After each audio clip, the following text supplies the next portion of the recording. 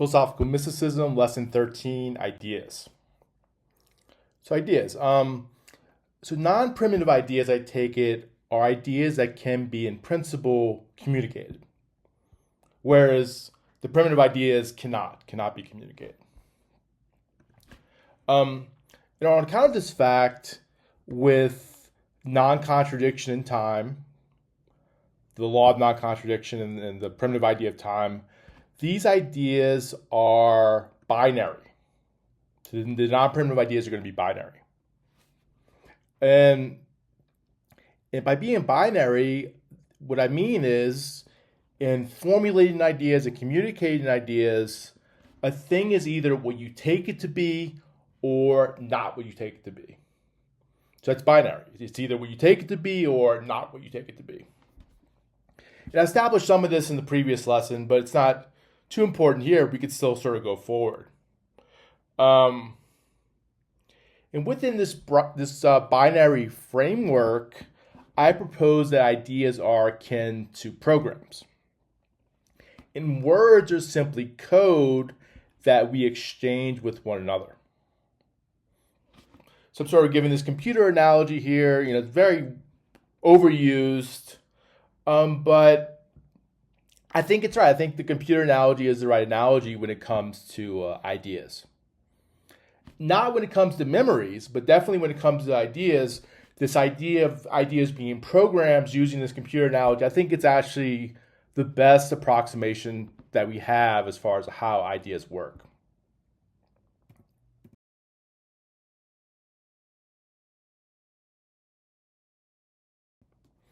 So ideas as programs. So ideas are, at least the way I'm using ideas are complex. They are not simply mental images or collections of factual claims, as many people take them to be. Rather, ideas being programs must run and interpret vast amounts of information. But ideas are not the information itself, but rather the manifestation of that information to consciousness in a clear and ordered model. So the idea of the programs are not the information, it's actually the manifestation in this sort of clear, ordered model as it presents itself to consciousness. Only certain configurations are possible for each thing, meaning we will come to a convergence on which ideas can be properly run. That is, unlike memories, which are unique to each individual, ideas for the most part are the same for everyone. We all have the same manifestations of each idea. So the configuration is going to be the same for everybody. We're all going to have the same configuration of like a tree. And this is true independent of language or how they are conveyed. Just as different types of code could run the same program, different words can produce the same idea. So again, words are being used as code. So different code could produce the same idea or the same program.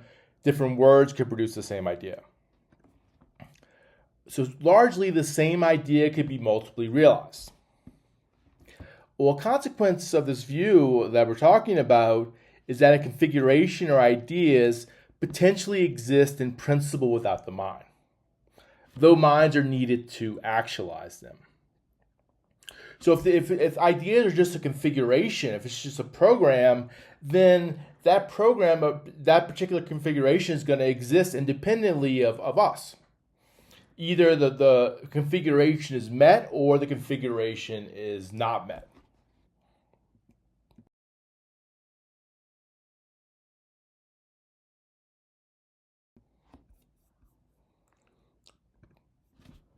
So in terms of this idea of a configuration, the idea of a tree would remain a configuration that could be met even if all speakers of some language disappeared.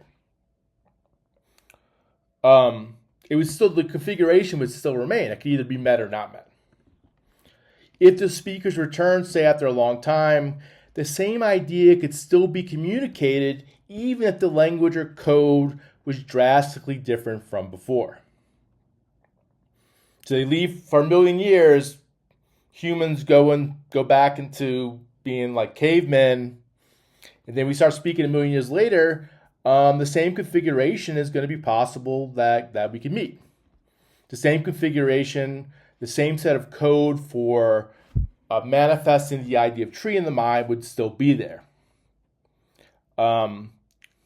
If this is possible, then it must be the case that ideas, programs are non-physical.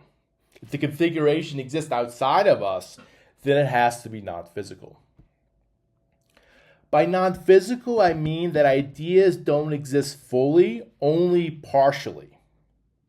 I take ideas to be pure potentialities. And what this means is that when not consciously reinforced, ideas are not part of the physical world. So when not consciously reinforced, ideas are not going to be part of the physical world. But this need not be too hard to imagine.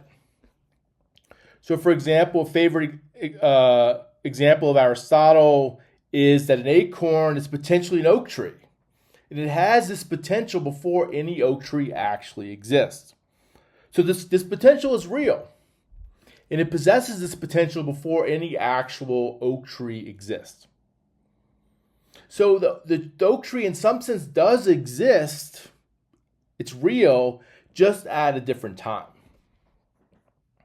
And that's sort of like what I'm going with. Unlike memories, sort of continuing with this argument of non-physicality, unlike memories, ideas do not take up space or exist in space. Instead, ideas are temporally anchored and continue to exist in time, even if not in space. So when the speakers disappeared for a long time, the ideas didn't exist in space. They weren't even in the heads of the people themselves, but the ideas continue to exist in time, even if not in space. They remain entangled with the right future memories. So they exist in the future. They have this potentiality and they exist in the future, so they're entangled with the right future memories in time. And this is what I mean by partial existence rather than non-existence or full existence. Mainly existing in time, even if not existing in space.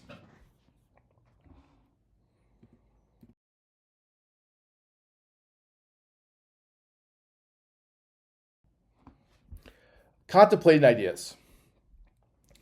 Ideas can be contemplated through a source of conscious inner volition. And it's somewhat of a mystery how we do this, but we do this. I mean, most people can do this. And it's somewhat different from examining a projected mental image or recalling a memory. So contemplation here is a little bit different than recalling a memory or examining a projected mental image. I speculate it involves finding necessary connections and overlap between ideas. There are programs within larger programs, so to speak, using the sort of a program model here. And the further and more abstract we go, the closer we get to understanding the workings of the mind. The goal in theory would be to find the source codes of all the ideas that you house. And this can eventually, if you keep doing this, it can become an esoteric exercise. But if I had to guess, the source code or codes probably involve the primitive ideas. And I talked about some of these primitive ideas in the previous lesson. So the source codes probably involve the primitive ideas. With the master idea, in my guess, the master idea is likely time or God. So that's what contemplation is really after. The ultimate goal would be to find the sort of master idea, the master source code, and these are some of the ways that we might go about getting it.